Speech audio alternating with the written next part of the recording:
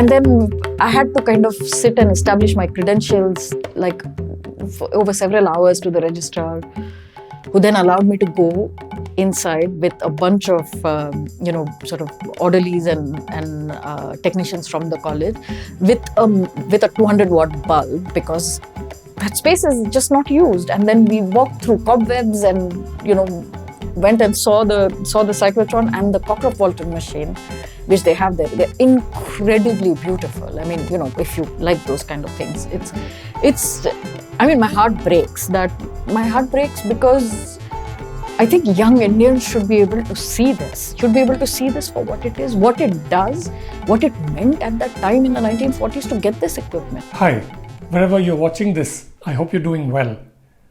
Welcome to Tech Conversations, where we bring you insights from tech entrepreneurs, CXOs, and investors. I'm Hari Arakli, and in this episode, Dr. Jahnavi Phalkey, founding director of the Science Gallery Bengaluru, talks about how she got to be a historian of science and technology. Jahnavi, who recently won the Infosys Prize for 2023 in the humanities category, harnesses a historian's discipline and a storyteller's craft to try and make science accessible to everyone. And in her own words, to show that science doesn't happen in isolation. In this conversation, she also talks about the interplay of various factors that have influenced scientific research in India, and her aspiration that the Science Gallery can become a welcoming space for young people to explore whatever fascinates them, be it math or gaming or theatre, free of expectations. Dr. Jahnavi, thank you so much for making time for us. Really appreciate your time. Thank you very much for asking me. Congratulations on your recent Infosys award. For a more general audience, if you can start us off with a little bit of the story of how you became a science and tech historian. Yep. And then we'll go from there. What got you interested in it and all of that? Sure. So it was an accident. Mm-hmm. I did not know what history of science and technology was. I grew up in India. I studied in India. I got my first 2 degrees in India. And, as you're aware, and our audience will be equally aware, between the ages of 15 and 17, we kind of get herded off into, 2 or 3 different directions, and some professional and then kind of college. And I chose what we call arts or humanities. And then, it's like your world is bereft of anything that relates to science and you don't know anything about it. So I was in that state. I had a first degree in civics and politics, a second degree also in politics. And then I had a scholarship to go to England to, again, study politics, so no surprises. And I came back and I began on a PhD program. And about a year into the program, I realized that, the questions we were asking, the kind of research we were doing, I should say, was just not keeping me very happy. I just felt like I was, in some ways, I knew the answers before I started the research, or that the process or the project itself, and I was working on silent cinema in India at that point of time, was simply not exciting enough. Like, I was finding exciting material. So, the period of silent cinema in India is quite incredible as to how people negotiated with this medium, how they created like a public space for it, what people thought of it. And there were these incredible reports called the Indian Cinematograph Reports, where everyone from traders to theatre people to policemen talking about what it meant to have this thing called cinema. And so while that itself was exciting, what I was expected, and those expectations could well have been coming from my training, they were coming from my training, it just didn't feel exciting enough. And at some point after the first year, I realized that I needed an out, and I wanted to try something completely different.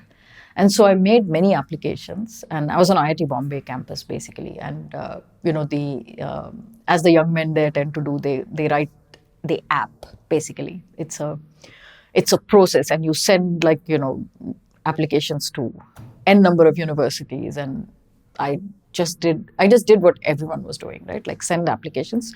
Obviously, I identified some universities where I would be able to still study humanities, social sciences that I was used to. and then one or two random programs. And in fact, the first admission offer with full funding, which came in April of 2000, was from Georgia Tech. And it was a history of science program. And I had no idea what it was. And I had another offer very soon after that, which was the EFL scholarship to go to Sciences Po. And there I would have continued sort of broadly in the same field and, maybe sort of, found better questions. I don't know what I would have done. But what I told myself was that I'll go to Georgia Tech. I'll spend a couple of months because term began 2 months in advance. Term begins later in France. And that if I found that it was kind of weird, because this is also the first time I would have been going to America, I would just go to Paris and, continue.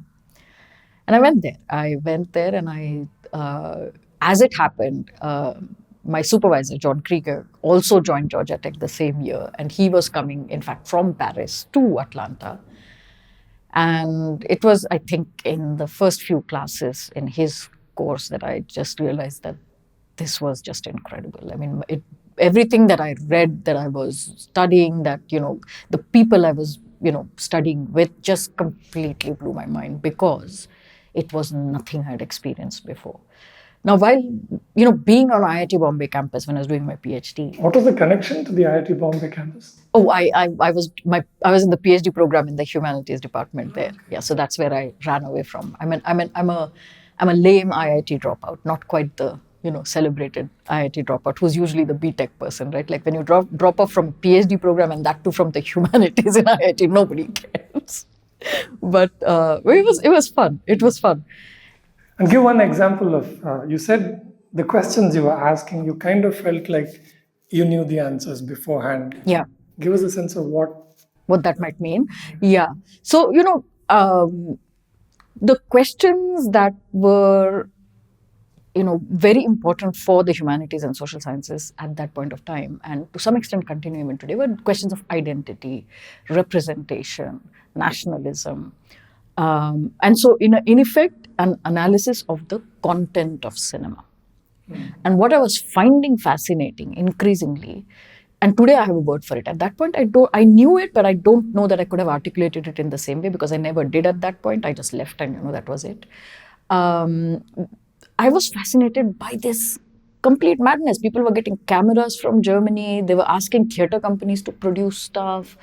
And so how it was being put together, right? Like, I mean, if you want to draw a parallel, it's like when parallel, internet, right? Like social relationships get reorganized around it. New kind of things become possible, right? Like, and old things become possible in new ways. And that is what was happening in the public domain in cinema. Because suddenly, like, on the one hand, like theater, people were coming into spaces to watch these things called films.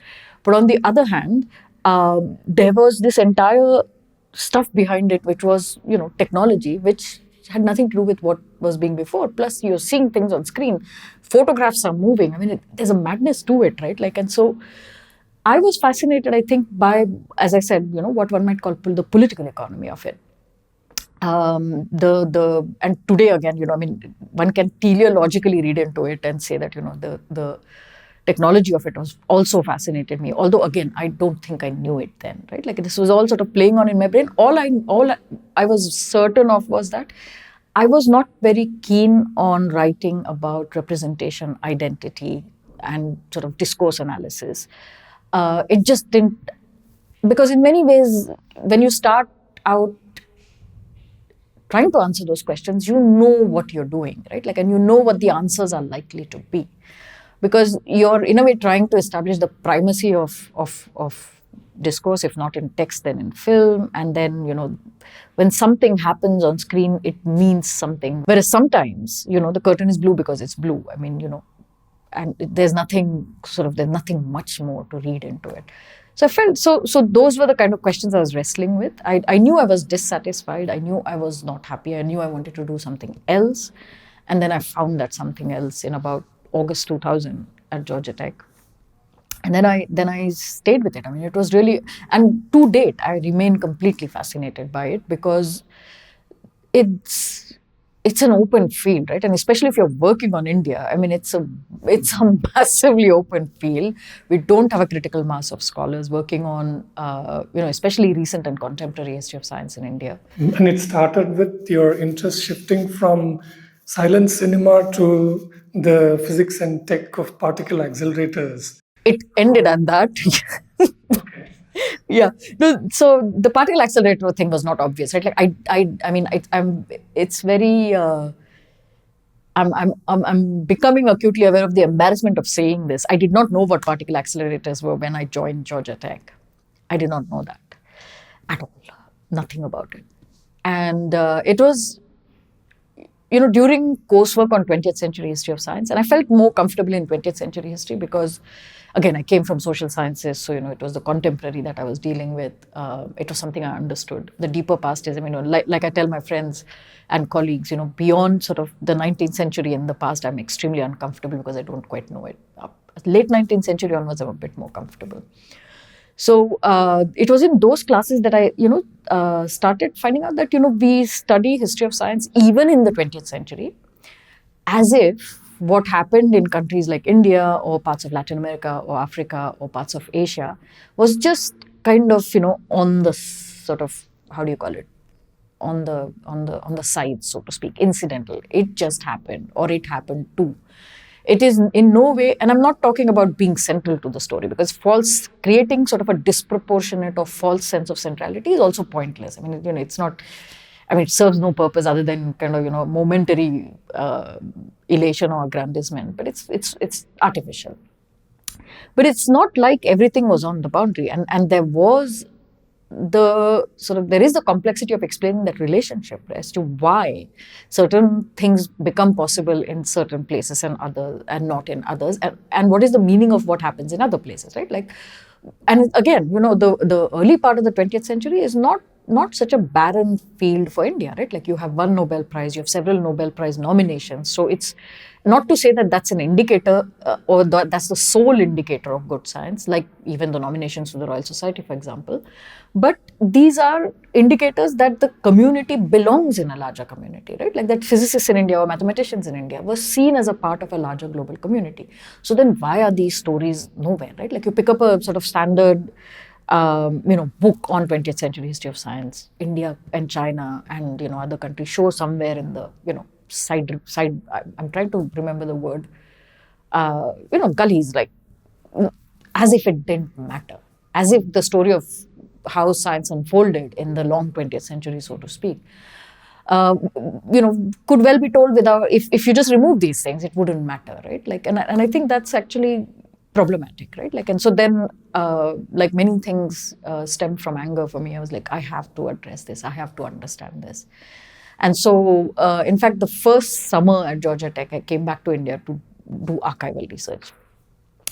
Because as we were told unceremoniously, no archives, no PhD, right? And so my American colleagues basically decided what they wanted to work on, and then they would go to the archive, and they would go, and there would be some rules, and you would get access, and you would, if you went to 10 archives, oh my God, you were like such a fabulously rigorous scholar. And then you're trying to, there were people like me trying to work on India. And in my first summer, I found out this wasn't going to be easy. So I knew after about a year that I was keen on equipment. So somehow I had zeroed in, or, how should I put it? Like these things are so difficult to sometimes explain. And, these are moments when you kind of at least try to articulate that. I became, obsessed is the wrong word, but I became fascinated by trying to tell stories through objects and scientific instruments. And this also kind of grew from my desire to not turn history of science into, and this is something the larger field also agrees to. So this wasn't kind of me individually, coming up with this different kind of approach or anything like that. Individuals, in India, of course, we really are sort of only now beginning to catch up on the idea of biographies. We don't really, write good biographies, unfortunately. So I did not want to center it on individuals. I did not want to center it on institutions. And so then what is another hook on which you can kind of pin different processes, ideas, ambitions, and, still capture the larger picture, but without having to center it on either an individual or an institution. And history of science and philosophy of science have also done that, or scholars in those fields have also done it by focusing on ideas, for example, right? Like an inner transformations within sort of scientific disciplines. Given my training, those kinds of questions would have been much more difficult for someone like me to answer. I would have actually had to go and do like an undergraduate degree in physics before I can, attempt to answer in any credible manner a question that was on history of ideas, for example. And so that's when I felt that, instruments seems to be like a very good approach for someone like me, because once you begin to identify how the object in a way came into being, right? Like, and it could be an object of research or an outcome of research, right? Like, so, but what it embodies is the ambitions, the first of all, even ideas, right? Like, because ideas kind of make scientific instruments either necessary or possible. So, you to just sort of make it less abstract, when you realize sort of, that an atomic nucleus can be smashed open, you look for particle accelerators, and then you build bigger ones and bigger ones and bigger ones. I mean, that being, of course, my favorite example. It embodies ideas and theories of the time. It also embodies the ambitions, the understanding, and the failures or successes of the people who do it. And of course, instruments are built in context, and therefore the institutions, right? And so when you zero in on an object, what you are able to identify are the number of institutions connected into making it, which could be industry, because when you make an object as complex as, say, a cyclotron or even a jet fighter, you will have many things coming from many places, right? Like an engine will come from somewhere, some metals will have to be tested somewhere else, etc. So it ties in a range of people, and it gives you a better sense of a field rather than a highly hyper-localized institution or an individual. And so that approach became more and more attractive to me. All of this to say that in the first summer, as I started out telling, I went to the Central Scientific Instruments Organization, because I thought that is the place. Obviously, if I want to write about instruments, I should go to a place that makes instruments. And it's a very interesting organization, or a lab, an industrial research lab that was set up after 1962 with the what one might call incident with China, or the border incident with China, or the war with China. Depends on who you talk to. I was surrounded by military historians and war historians at King's, where I taught before this job. So one never knows what the correct terminology is, neither in academia nor in politics. But anyway, it was after the 1962 incident with China, when the Indian armed forces realized that we did not have enough electronics and electronic wear in our setups. So those systems were not in place. And so with the help of Switzerland, this institution was set up to address this larger problem of making electronics, right? And it was taken very seriously. In fact, there's a fabulous report from 1966 called the Electronics Committee Report. And Homi Bhabha, Vikram Sarabhai, all of them kind of worked on it. And the wonderful thing, although I have only a photocopy of it, is the report has a cover designed by Nicholas Calder, who had come to the National Institute, come to Ahmedabad, and later was sort of a long coming guest of the National Institute of Design. So anyway, so I mean, that's also a very interesting moment, right? Like where, anyway, so there are lots of digressions. So I went to the CSIO, and I found that they don't have an archive.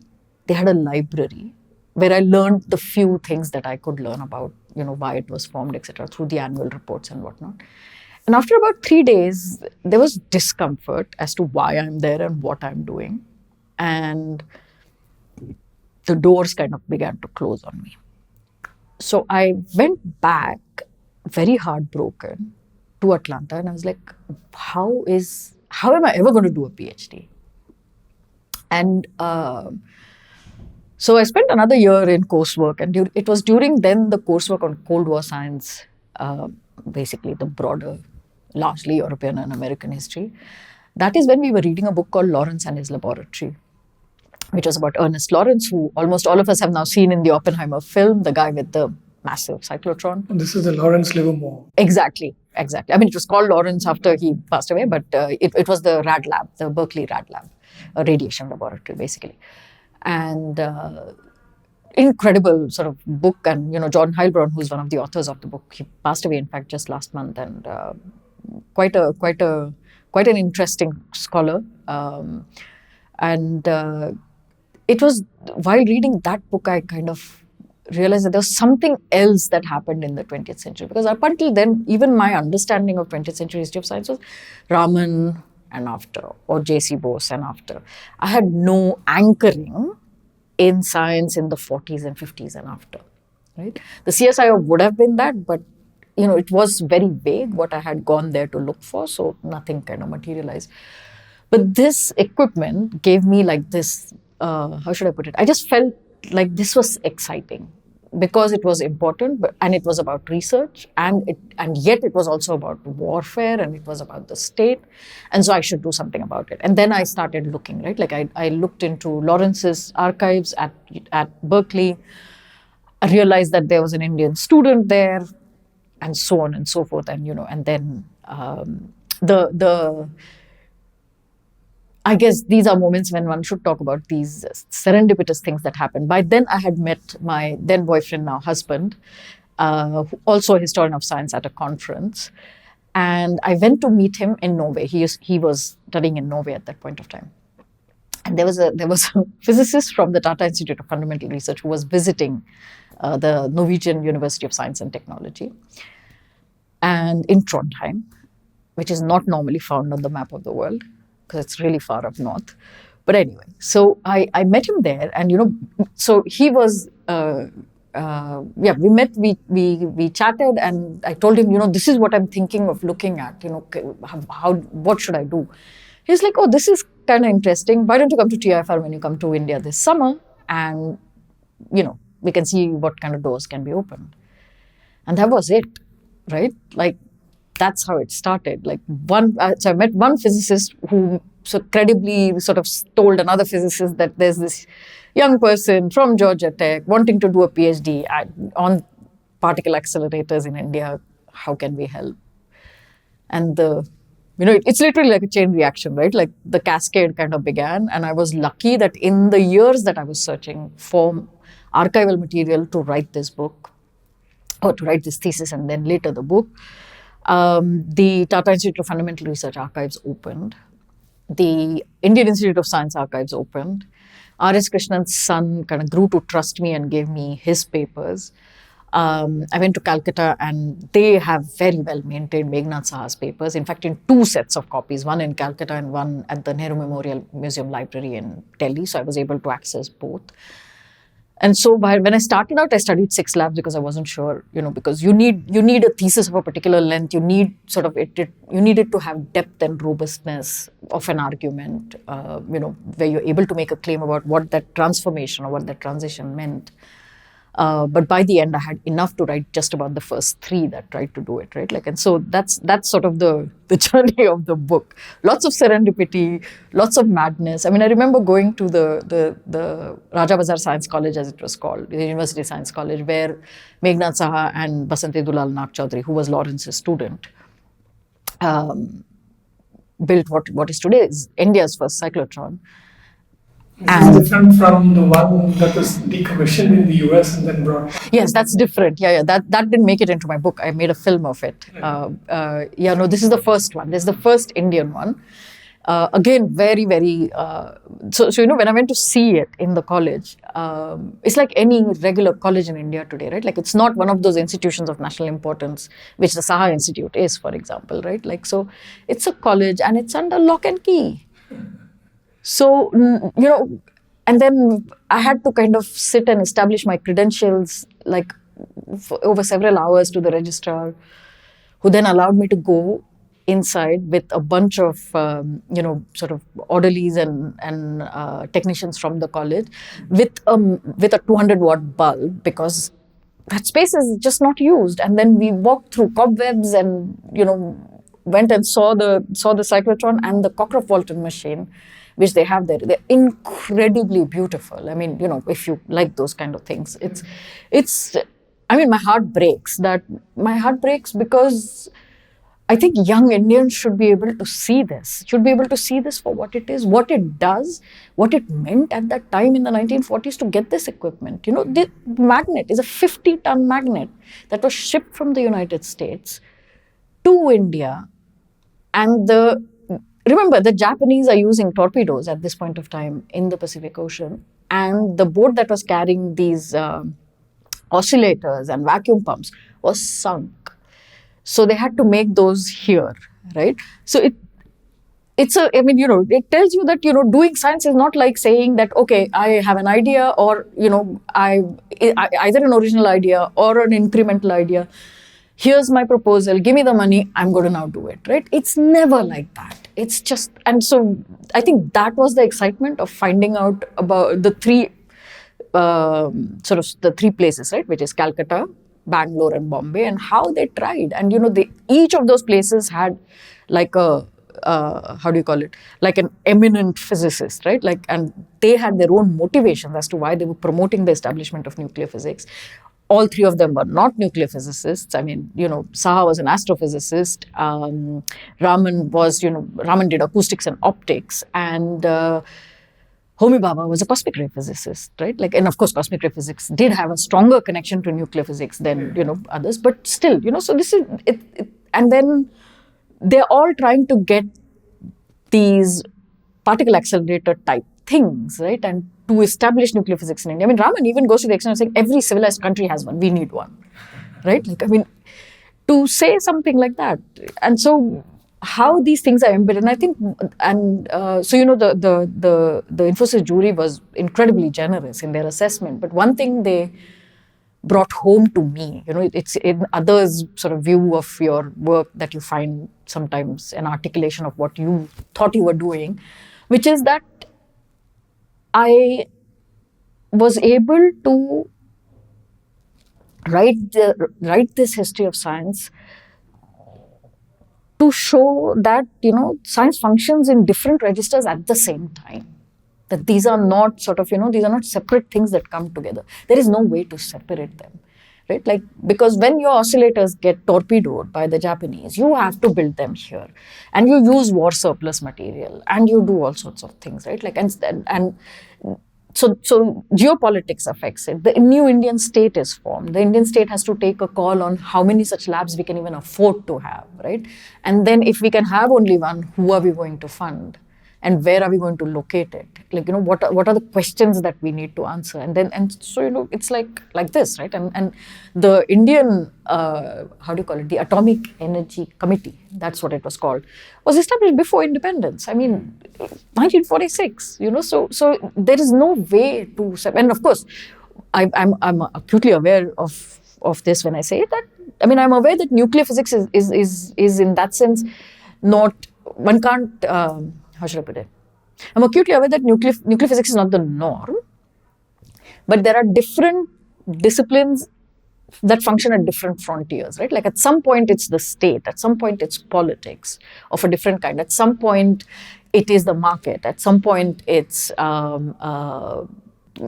you're, for example, working on in medical research, and then at some points you are functioning against what might be societal norms, for example, right?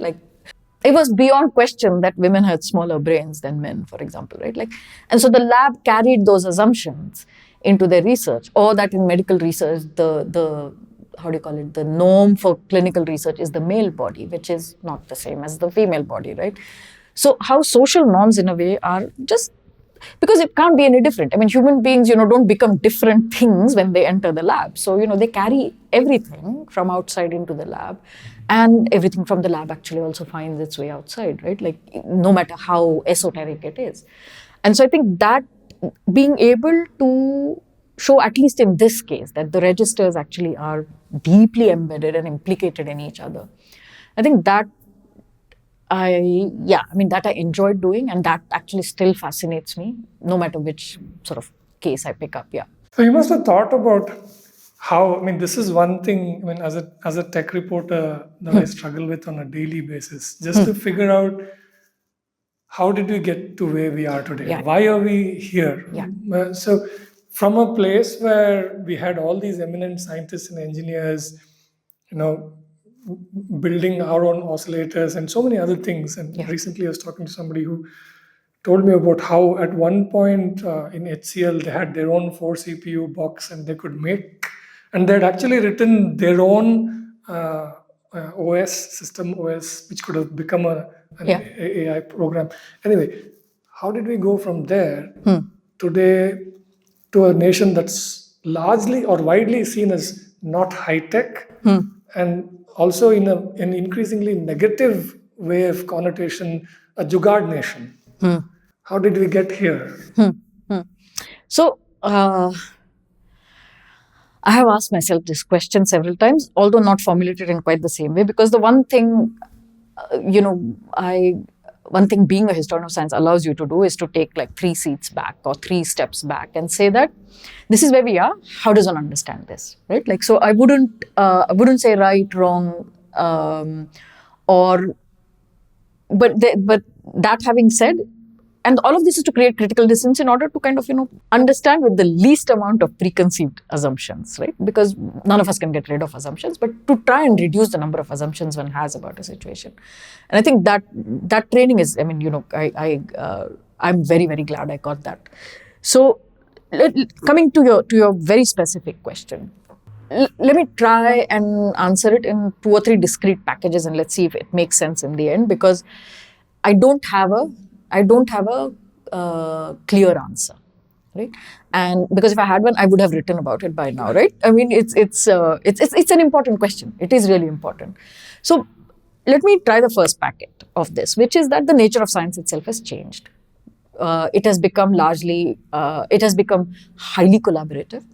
It has become incredibly expensive at the frontiers. We're talking about research at the frontiers. Highly expensive. And in a sense, the role of the individual is not quite what it was up until the middle decades of the 20th century, right? Like, so the nature of how scientific inquiry is even organized has changed drastically. What do these 2 things mean for us? One, resources. We are still a resource-strapped nation. I mean, there's much more money in India now than even when I was growing up. And, while I am sort of old enough, but I am old, I'm not old enough. So it's changed. It's changed a lot. But it's still, we are a resource-strapped nation, right? So that's the first thing. So doing research at that scale is difficult, right? The second is that of collaboration. Collaboration means, having ties to different places and being able to work together. Many of our scientists have those, right? So they're able to participate in collaborations, but they're not able to participate in collaborations as equals many a times because they're not bringing to the table the same kind of resources. The resources they can bring are people, so good students, well-trained students, but well-trained students are already making it abroad on their own.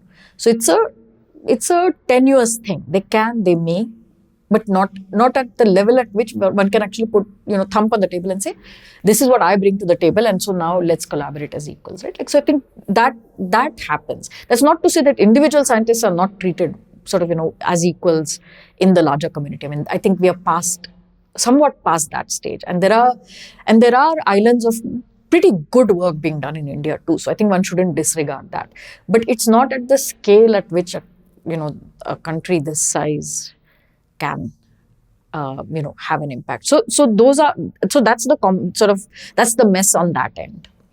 The second mess is that of universities and university funding. We have institutions of national importance working in silos, addressing questions that come from their own discipline. So any serendipitous sort of arrival at a new question that's not coming largely from a conversation with the same people, many of whom are abroad, is highly unlikely, right? Like, IISc is the most diverse science campus in this country. I mean, and that actually makes me want to sort of take a pause, because even Georgia Tech had programs in history of science and technology, literature, communication, and culture, and things like that, right? Like, whereas Indian Institute of Science, for example, has engineering and sciences. That's it, right? So we don't really have universities That's the first thing. The ones that we have, which are state universities, have turned into, or rather have remained examining bodies. There's hardly any research in those universities. Some of them try, but not at the scale at which it is required, even in the ones that exist. And how many do we have? So Karnataka, where we are now, or where we are today, is approximately the size of France. Paris alone has about more than 25 good universities, right? Like of whom 10 are sort of world class. You know, everything from the École Normale to Sorbonne to, Paris Cité to look at London. I mean, we can start counting the number of pretty decent universities in London. How many do we have in Karnataka? I'm from Maharashtra. I grew up in Bombay. How many do we have in Maharashtra? Right? Maharashtra is approximately the size of Germany. So this is a problem. We don't have enough universities or where people can, train and do research with even reasonable funding, right? Like, so that is a problem. And that is a problem also because today we are a young nation, and I mean, this is a digression though. So, how do you train these? I mean, what are we doing with the youth dividend that we have today, right? Like, if they are not trained to do something meaningful with their lives, this is going to be a pretty serious concern in another decade or two, right? So, we hardly have the number of universities we need. The ones we have don't function the way they do. The ones that function are institutions of national importance or higher education, where advanced education rather, which are very siloed. So newness is very hard to hard to grow there, right? Because you're just talking to each other. And when you talk to people abroad, and their agendas are coming out of their concerns. So, where's the room to create the wiggle room in a way to create place for original questions that might actually arise from this context? I mean, that conversation is not happening. So there's that element to it, right? And the third and final one, I mean, it's a book called Sarkar and Vigyan. It's written by this American educationist called Ward Morehouse. We remember him today in India mainly because of the work he did for Bhopal. So he was among the people who fought the case on behalf of the victims of the Bhopal tragedy in the United States and in India. So we remember him most for that. He came every single year to India for the court cases, fought them also in the US. Before any of this, in the 1960s, he wrote a book which he never published, and which is the book that I want to now publish with permission from his family. What he has done is he has made an assessment of science and science policy in India after 2 decades of independence. And he looks at the various institutions, and he spoke to about 150 people, including members of parliament, science policy makers, which we actually had at that point of time, units within the CSIR which studied and brought out reports that today are like, I mean, they're mind-blowing reports. It's like, how much foreign exchange have we spent on scientific equipment? How many people do we have trained in science and engineering? How much research has been carried out in universities? So report after report assessing the situation, right? And what he did was he took stock of all of this self-understanding of the Indian ecosystem, talked to very high-ranking science administrators, and talked to members of parliament and others, and produced this 500-page book. And the 2 arguments that he makes that I think are important to the question that you asked me. One is, he says, what I'm seeing in India is the creation of organizations, not institutions. Meaning, leadership and people are so important that the minute the leader either steps down or disappears, the institution collapses. So things are not institutionalized. And I think while some institutions have survived and kind of gone along the way, I think there's something to be said for how we understand leadership in academia, how we understand leadership in institution building, and why certain processes somehow, in a way, elude us, right? And I think it's an interesting thing to examine and understand. The second argument he makes, and this actually comes through very strongly in the title he uses, because he's trying to speak to C.P. Snow's book on science and government. But not only does he translate it to Hindi and call his book Sarkar and Vigyan, he also flips it. He doesn't say science and government, but he says government and science in India. And so he underlines the sort of, well, in a way to conclude that, science is done as procedure. Science is conducted by protocol, which is not how science is conducted, right? Like, I mean, or which is not how research is conducted, or can be conducted, right? And so he brings it out in great sort of detail as to how protocols in a way diminish creativity, but also the motivation and ability of many scientists to do their work, right? And I think that remains true. If you read the reports that have come in the various journals, in Science, in Nature, the recent piece in The Economist, I think just last month, it reiterates the same kind of feeling, right? Like where there's no doubt that the bulk of, or almost all of science in India is funded by the state, right? Like we hardly have any other kind of funding, and that's growing now, but it's not, again, at scale, right? Like, I mean, look at the scale of India. It's not growing at the scale that it should be, and so it remains state funded and therefore organized around state protocols.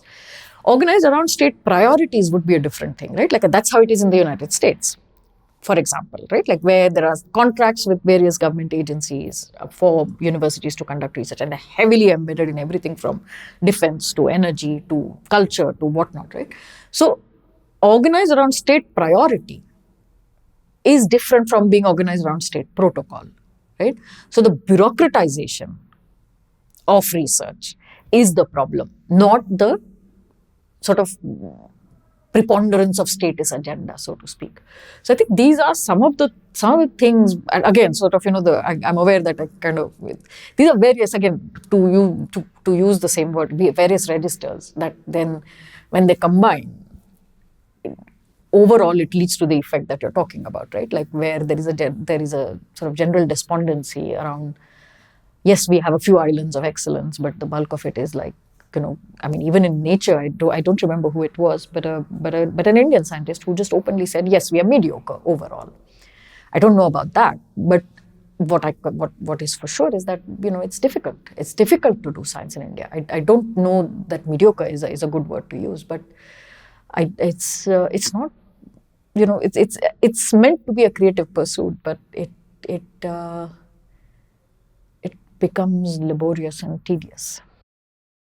So I did want to capture a little bit of the upstream, one aspect of the upstream process, seeding fascination for science. And I was listening to some of your earlier conversations.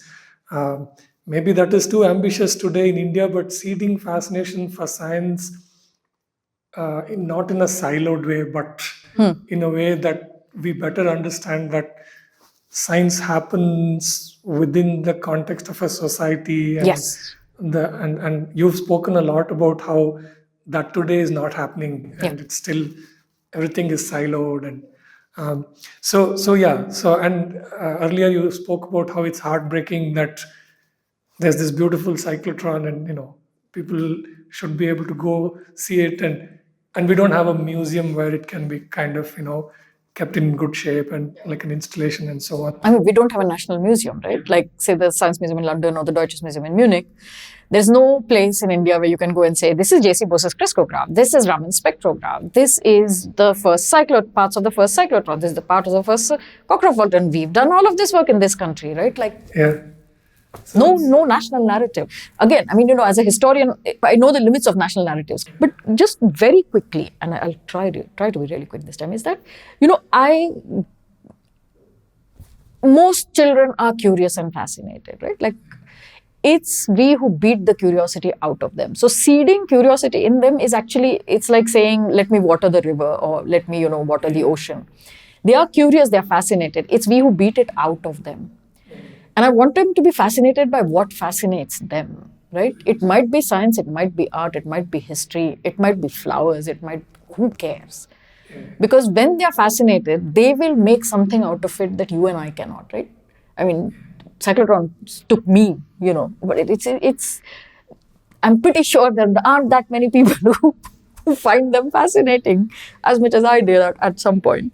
So I think the age group, and that's why I really now am thinking seriously about public education, but also pedagogy. I don't have the answers. I think it's the age group, the young adult age group, that we need to capture most for several reasons. Because this is the age when creativity gets beaten out of them. Because this is when they get systematized, herded, classified: art, science, commerce, smart, not smart, unintelligent, stupid, irreverent, whatever, all those things, right? Like those rubbish labels which come in the way of everything in life are at this age. Sort of, they become meaningful at this age because we also, in a way, define ourselves in this age, right? Before you enter university or college, you're dropped to a violin class, you're dropped to tuition class, you're dropped to coaching class, you're made to eat, you finish this, you go do this, you go do this. You go into university, and then everybody just waits for you to get out of the other end of the assembly line and then get a job and get married. I mean, how ridiculous. Absolutely. This is when you need most nurturing, because this is when you need most support to find out who you are, why you should do what you should do, what matters, right? And this is the age group that we literally abandoned in India. It's like, okay, now you're here, you're in IIT, you're smart, you're saved. You're not in IIT, you're not smart, you're not saved. You're in arts, oh my God, you duffer, right? Like, I mean. Yeah, I remember listening to you say somewhere, I think earlier on, maybe in one of the conversations, when you were just beginning to build the gallery, correct me if I'm wrong, but I think you mentioned the age group of 15 to 25 or something like that. And that's what I wanted to ask you to talk about. I mean, the role of the Bengaluru Science Gallery and what you would like to see, happen through this medium. Yeah. So it continues with exactly what I was ranting about half a second ago, which is that I'd like this place to become two or three things. The first is, I think it should become a place for young people to come and hang out. And I don't expect them to do anything. I just want them to come, hang out, see what the exhibitions we have, attend a lecture or two, attend a masterclass or two. And that's also why that it's free is actually, it comes at no cost to the audience, is a useful thing, right? Just come and explore, because this is what our system's not allowing you to do, right? If you're an engineering student, to appreciate, structures that we've kind of, put down there, you understand VR, AR as these things, and then you come in and like, oh, you kind of brought down to earth, oh wait, now, so I see this through AR, VR, right? Like it becomes a tool, it doesn't become this sort of highfalutin thing, right? So I just want young people to come here and explore, find people who they can talk to. I'm hoping our cafe will be open very soon. Just rest a little bit, because the world outside is relentless and brutal, and it's competitive to the point of absurdity. So just no competition here, just come hang out. So that's the one thing we want to do here. And through the programming then, open different kinds of doors, right? Like, so you like games? Okay, come. We'll work on carbon through games. You want to develop a game? Come, let's develop a game, right? So you are a film person? Let's do films, right? Like, come watch films. We have a film festival. You like theatre? Hopefully our theatre will also be ready. By the end of the year, the theatre will be ready. Do that, right? Like, so we want basically to say that no doors are forbidden, no doors have locks, open them, find your journey, and then take decisions that are better informed, right? You can still remain a physicist if you started out as a physicist. There's nothing wrong with being one. You can remain an accountant if you started being one. But there's something called an enriched mind, right? Like there's something about if you've had the misfortune of listening to before, the dignity of knowing, right? And that's something in our society, it has a much deeper meaning, right? Like, because we are a society that has denied the dignity of knowing to significant parts of our population for millennia. And so to just be able to say that, you have the right to know, and here's a possibility or here's a place where there's a possibility for you to know in ways in which that comfort you, right? So I think that's the kind of place I want this place to become. And with the public lab complex, then open the doors to actually doing things, right? So often I say the gallery should become a two-way bridge between research and the public. So one is to actually have access to research and understand why research matters to my life, right? And then to also then say, okay, actually, maybe this idea should float into this part of research, or I need to, this researcher might want to hear my opinion on this, and then enabling that, right? So if that happens, again, I'm walking into it with my eyes wide open. I'm a deep pessimist. I'm not a cynical person, but I'm a deep pessimist because I don't think things are going to change anytime before I die on any front, right? When I was growing up, I thought, we were all marching in this fabulous, everything was going to be better, like, women's rights, dignity of labor, dignity of knowing, everything, everything was possible. And now I have a feeling, not just me, so many people around us. It's like, where is this world even going, right? Not just in India, everywhere. It's crazy. It's crazy. And so, but one doesn't have a choice. One has to march on, right? Like, in a sense, and do things. And I think over time, hopefully, some things will happen. Because I think at the end of the day, as I said, young people are curious and they want to know and they want to do things. And once they find meaning, right? And only they can find it. We enforce meaning on things, right? Like, we enforce meaning on the grades they get, we enforce meanings on the things they say, we enforce meaning on all sorts of things. Once they learn that actually I can form meaning for my life, voluntarily, so that is the step, right? Like, so again, this is not happening anytime soon. This is not happening at scales required, but you need to start somewhere, and ideas can be, what I just said sounds sort of ridiculously grand even to me, right? But at the end of the day, you always want to march towards something, and you'll kind of get somewhere, like first 2 steps of the way maybe, or first 3 steps of the way maybe. But it has to be meaningful, right? Like, what you do, and then there is the operationalizing of it, which is the hard work. And in India, it's yeah, we make things difficult for ourselves.